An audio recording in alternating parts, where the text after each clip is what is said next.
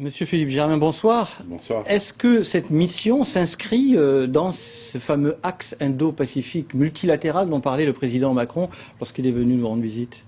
Oui, bien sûr, c'est dans l'axe aussi d'intégration de la Nouvelle-Calédonie dans sa région, son ouverture vers la région.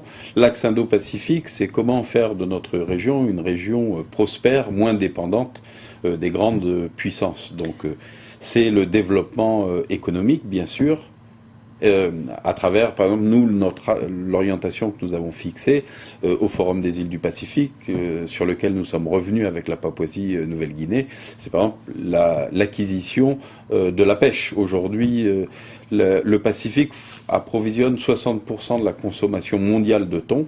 Or, elle est aux mains d'armements asiatiques et peu aux mains des territoires de la région, sauf la Nouvelle-Calédonie. Donc c'est un modèle qui peut être exporté, qui est source de développement économique, de création d'emplois, de création de richesses. Ça, c'est un enjeu, par exemple, de l'axe Indo-Pacifique. Est-ce que cette mission va aboutir à un accord, finalement, en concret ? Oui, donc là, on a décidé avec la Papouasie-Nouvelle-Guinée de collaborer dans un certain nombre de secteurs. L'accès à l'eau pour les populations, moins de 15% de la population a accès à l'eau ou à l'électricité. C'est la question du déboisement de la Papouasie-Nouvelle-Guinée. Ils ne replantent pas. C'est bien entendu une collaboration en matière minière. Nous sommes deux pays exploitants des mines, etc., etc. Et puis, c'est surtout, bien entendu, le développement économique entre la Papouasie et la Nouvelle-Guinée, et là on a un véritable potentiel. Il faut imaginer la Papouasie, 9 millions d'habitants, Port Moresby, 1 million d'habitants, c'est la Calédonie d'il y a 50 ans. Tout ce que l'on sait faire en Nouvelle-Calédonie est exportable en Papouasie. Et en termes de chantier, qu'est-ce qu'il y a, ce qu'on peut faire en bilatéral direct avec la Papouasie-Nouvelle-Guinée, nous, depuis la Nouvelle-Calédonie ? On peut participer au développement de ce grand pays qui est riche de son sous-sol, qui a une croissance de 5% depuis les 10 dernières années. Moi, j'y étais en 2015 à l'occasion d'un forum des îles du Pacifique. J'y suis retourné 3 ans après. C'est impressionnant l'évolution de cette ville qui est en train littéralement d'exploser en matière de développement. Il y a des routes qui se construisent de partout, des immeubles, des hôtels, des centres commerciaux. Tout ce que l'on a fait nous-mêmes en Nouvelle-Calédonie avec notre expertise sur la mine, sur les services, sur l'artisanat, l'industrie de transformation, le commerce. On a un véritable potentiel. On est de la même culture, on est dans la même zone géographique, le même climat. On a entendu une des personnalités de Total qui va investir 18 milliards, 20 milliards peut-être. Qu'est-ce qu'on peut y gagner, nous, par rapport à ça ? 20 milliards de dollars. De dollars, oui.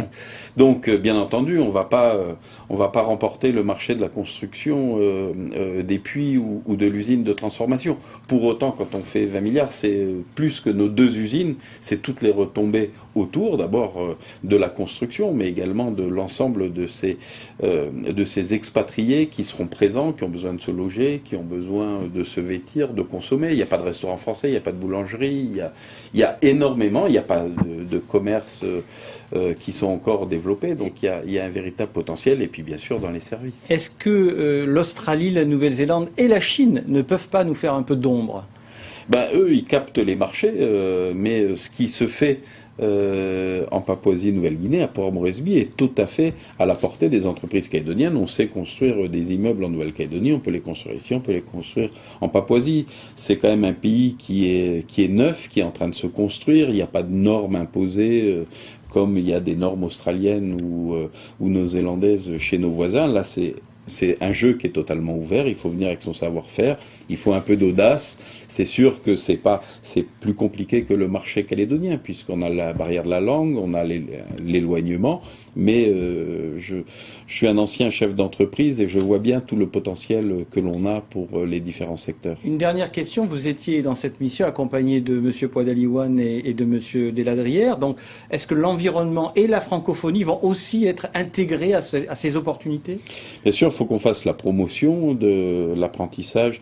Ils ont une 2e langue obligatoire, donc il faut faire la promotion de l'apprentissage de la langue française. Ça facilite nos échanges, nos relations économiques, la mobilité former nos étudiants. Et puis bien sûr la question de la gestion de l'environnement de nos océans. On partage la mer de Corail avec la Papouasie, les Salomon, le Vanuatu, la Nouvelle-Calédonie et l'Australie. Donc nous, on a, vous le savez, le parc naturel de la mer de Corail. On veut en faire la promotion. Si on veut sécuriser nos eaux territoriales, il faut que nos voisins aient la même politique. Sinon, on le voit bien, les blue boats débarquent chez nous, les pêcheurs, la pêche illégale est déjà venue dans nos eaux territoriales. Il faut pouvoir éloigner nos réserves et puis avoir une même politique au niveau régional. Une dernière chose rapidement sur le mythe de l'insécurité, c'est ce qu'on a entendu, vrai ou faux? Il y a quand même plus d'insécurité qu'en Nouvelle-Calédonie. Pour autant, elle n'empêche pas le développement économique. Et quand on voit le nombre d'expatriés qu'il y a dans ce pays, c'est que c'est donc assez facilement surmontable. Merci Philippe Germain pour avoir accepté notre invitation ce soir. Merci à vous.